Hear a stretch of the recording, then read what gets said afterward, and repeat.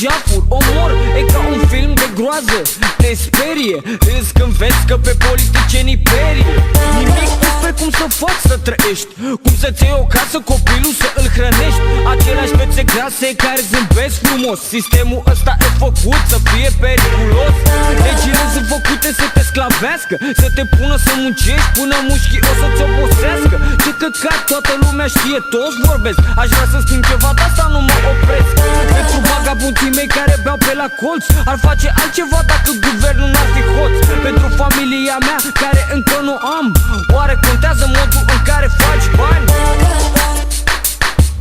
Ești vagabond, ești vagabond și ești tânăr și n-ai bani în buzunar. Ești vagabond, ești vagabond, ești vagabond și ești tânăr și n-ai bani în buzunar. Ești vagabond. Punct, ce pula mea, uite-te la viața ta, uite-te la viața mea. Că lumea a ajuns să slăboși pe Marte și noi trăim ca în 1907.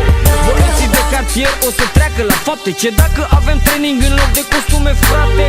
Vrem parte, că până la final politicienii au vrăjeală mai frumoasă ca în Sălășan. Ce ar face domnul premier cu un contract de amanit și fără bani în portofel?